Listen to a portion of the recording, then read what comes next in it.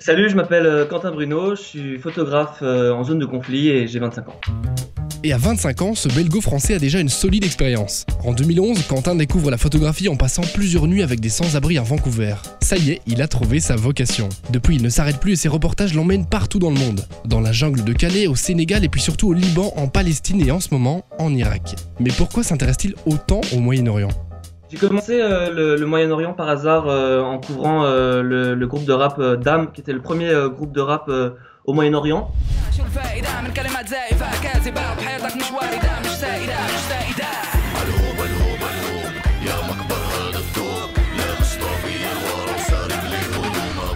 Je l'ai suivi pendant un mois. Je suis tombé accro au Moyen-Orient.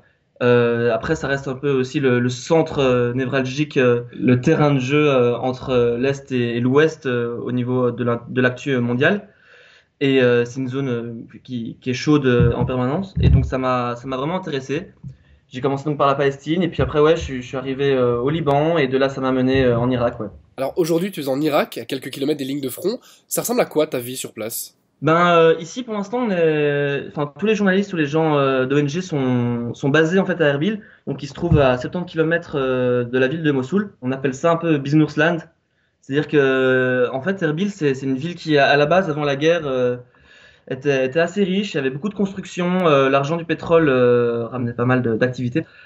Et donc en fait, on est obligé de vivre dans le quartier chrétien parce que comme on est des jeunes et qu'on vit pas socialement dans des maisons familiales et surtout qu'on est mixte, c'est mieux vu de rester dans le quartier chrétien. Donc on vit tous vraiment dans une petite bulle assez, on va dire, privilégiée et riche dans le quartier d'Enkawa. Et je pense que non, on a la belle vie. On commande à peu près tous les soirs à bouffer des hamburgers et des trucs comme ça. On va au cinéma, on boit des verres absolument presque tous les soirs.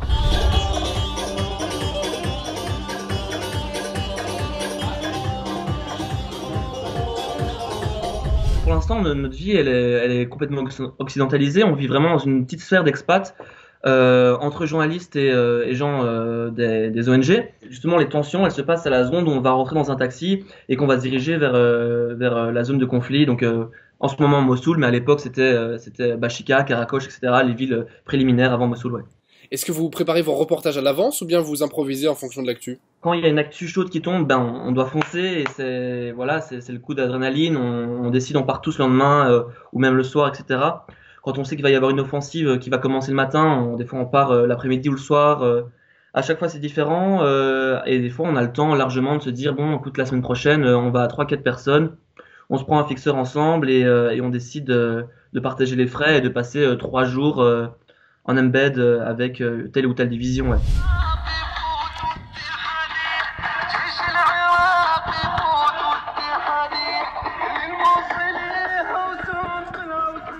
Ça va Charles? Passe une bonne journée? Le boulot ça va? Je sais pas. Votre quotidien, ça ressemble à quoi ? Vous êtes en permanence sur les lignes de front ?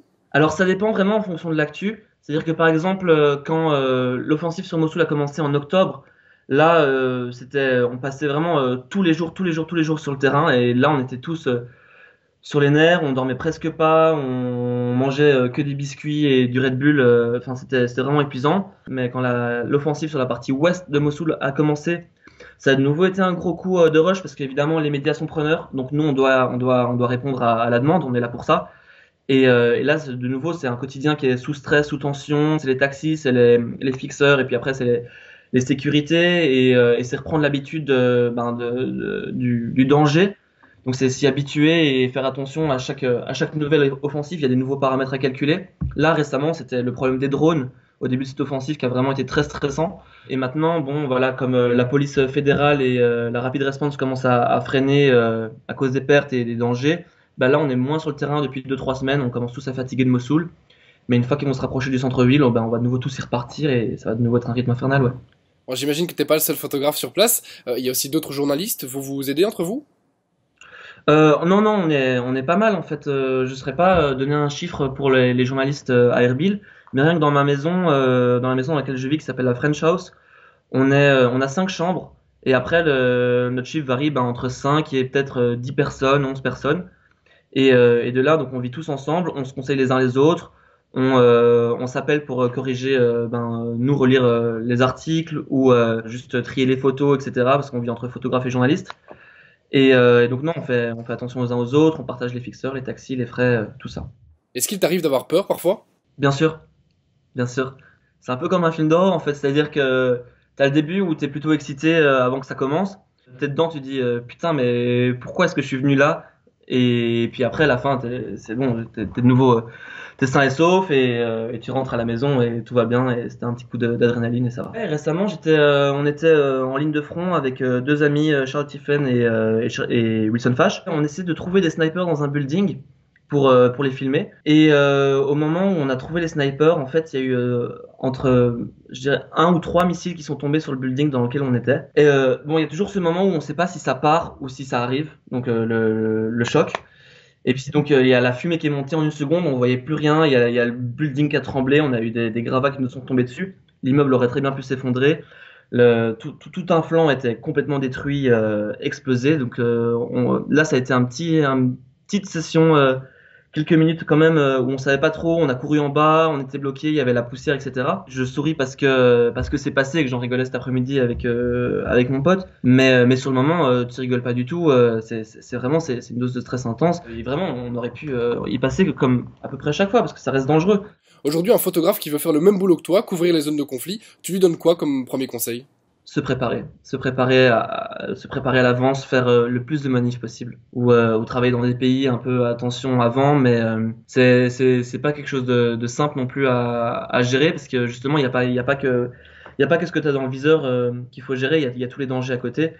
Et c'est vraiment quelque chose dont il faut prendre l'habitude et savoir aussi comment gérer ton comportement, que ce soit les soldats, que ce soit avec les civils ou avec des gens qui pourraient potentiellement être à risque. Il faut vraiment faire un maximum de manifs ou de zones de ce style-là avant.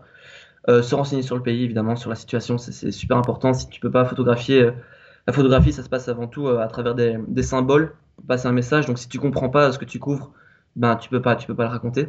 Quel est ton objectif quand tu prends une photo? Partager ce que je vis, ce que je vois, ce que j'ai envie de raconter. L'aspect social est dénoncé dans cette guerre, en tout cas. Je l'ai trouvé plus difficile sur le front, mais dans mes reportages sur le côté, justement, c'est des choses où on a plus le temps de réfléchir que quand c'est du news pur et dur. C'est très difficile, justement, d'éviter de faire des photos brutes comme les agences, où simplement on va rapporter du news. Il y a un mec qui tire, il y a une Kalachnikov, il y a un nuage de bombes à l'arrière. Et voilà, mais c'est pas vraiment un message, c'est juste du news et ça fait la une des journaux le lendemain, très bien.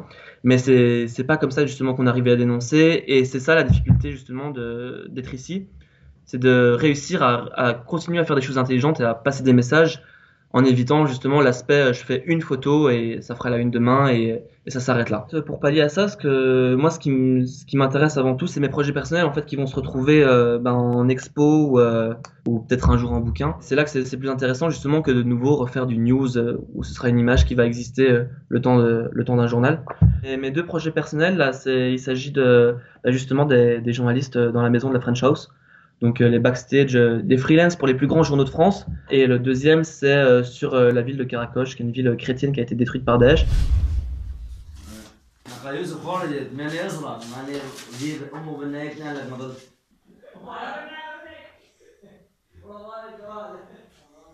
Alors on se trouve ici dans un bastion dans la ville de Karakosh. Donc c'est une ville de 60 000 habitants, dont tous les habitants ont fui en une nuit. Qui a été récupéré le 22 octobre. L'offensive a été lancée par l'armée irakienne et la milice NPU. La milice NPU que je suis en train de suivre et avec qui je passe la plupart du temps cette semaine pour couvrir justement le post-offensive. Donc là je fais un reportage au long cours qui donc travaille sur le fait que qu'est-ce qui se passe une fois qu'une ville a été libérée et qu'il y a plus personne à part des maisons brûlées. Donc là, je passe du temps avec les soldats en immersion.